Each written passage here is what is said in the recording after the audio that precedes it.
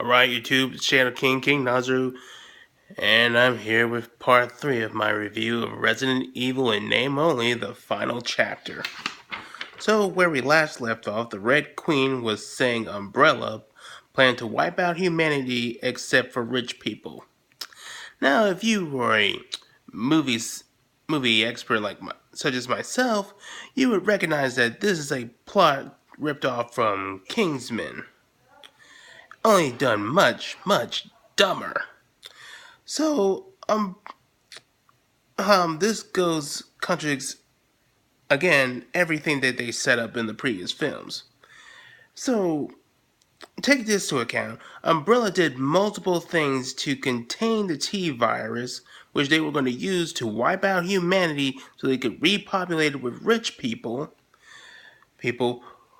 which would have undone everything what they were trying to do. Not to mention, zombies would have destroyed civilization, making this whole thing even more stupid. Oh, and also the outbreak was started not by Umbrella, but because of Alice's fake husband stole it and tried to sell it.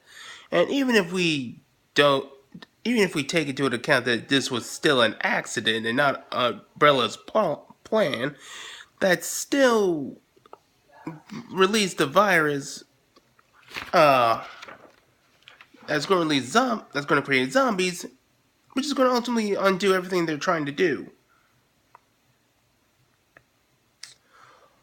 Oh, and also the Red Queen says she was programmed to value human life, despite the fact that she's killed countless people in the previous films, including having an army of zombies.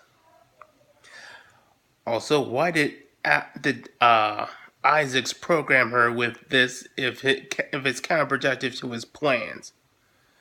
Oh, and why wasn't Dr. Ashford frozen along with the other Umbrella higher-ups?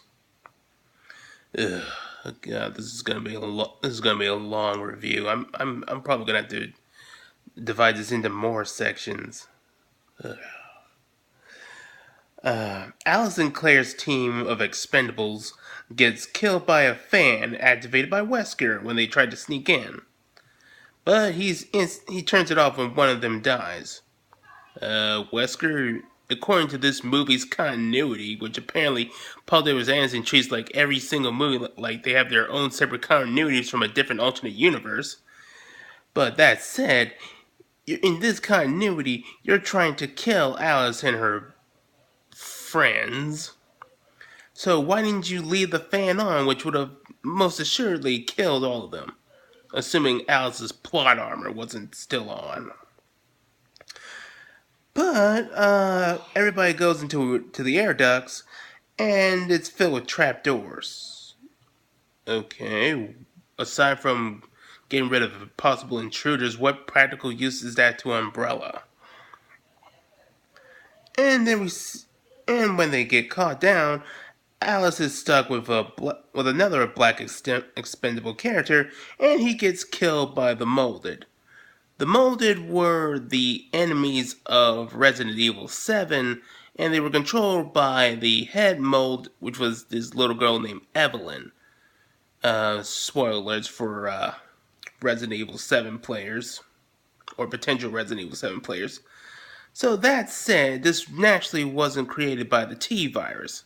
So I have to ask, much like with the Lost Plagas back in Resident Evil Afterlife, why are the Molded here when that's not created by the T virus?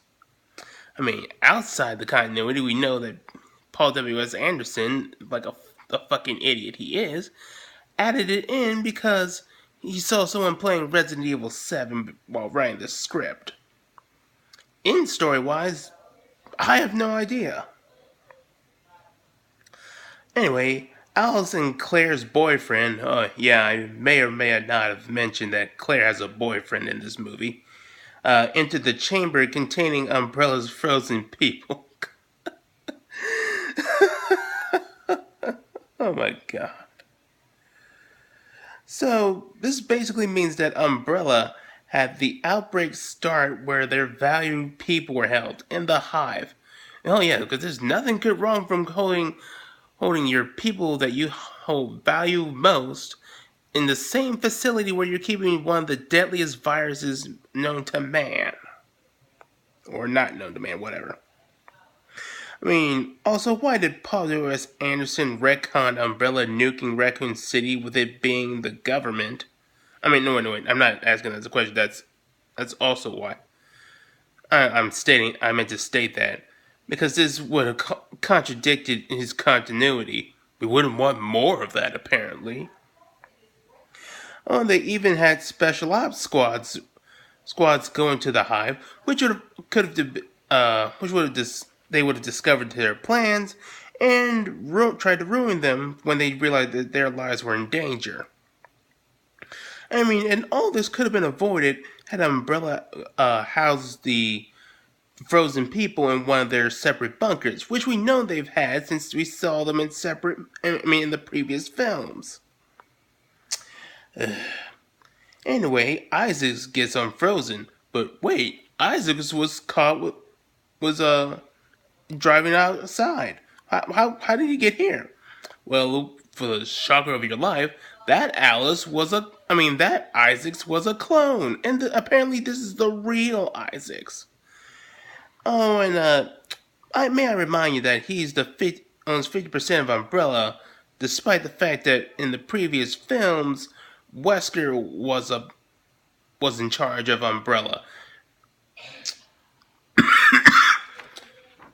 So basically, they had someone who was in charge of Umbrella frozen, and had him cloned, and had the clone working for his inferior. That's basically like having Akira Toriyama being frozen, have him being cloned, and have his clone being subservient to Toei Animation when working on Dragon Ball Super, even though Akira Toriyama is the creator of Dragon Ball. Ugh. Anyway, Isaac tells Alice to disarm herself, or he'll break the antivirus so it doesn't get outside. So the antivirus won't get outside if it breaks in this facility, but it'll somehow spread into the entire world. So yeah, because that makes sense. Also, the antivirus is crucial to Isaac's plan to repopulate the Earth with the rich people, so why would he risk it?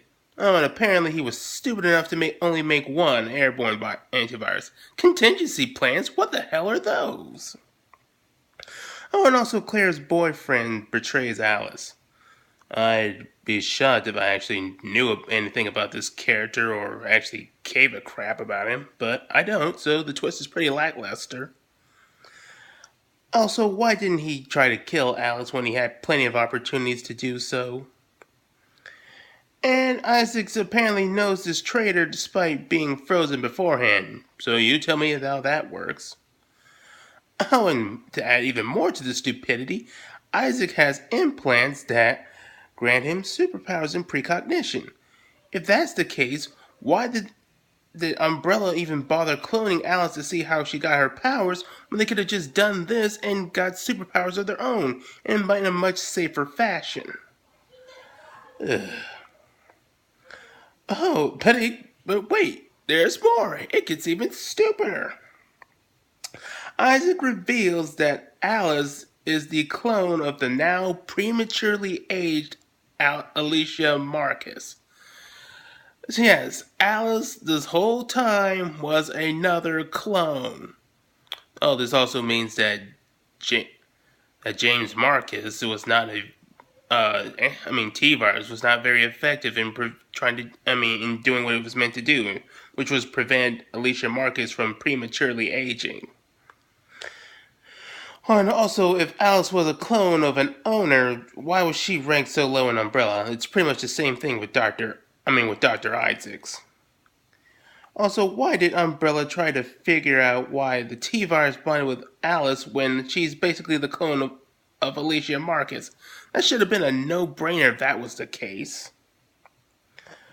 Oh, and also they said that Isaac says it's why Alice can't remember her childhood, even though in the first movie she couldn't remember because they constantly tried to erase her memories with gas. Oh, and also they did that in the second movie. Also, why does the real Isaacs know about Alice when she's a clone and he was frozen at the time? Oh, and he also says that the tells her that the Red Queen was modeled after Alicia Marquez, which is totally accurate since the Red Queen has an English accent, which she doesn't.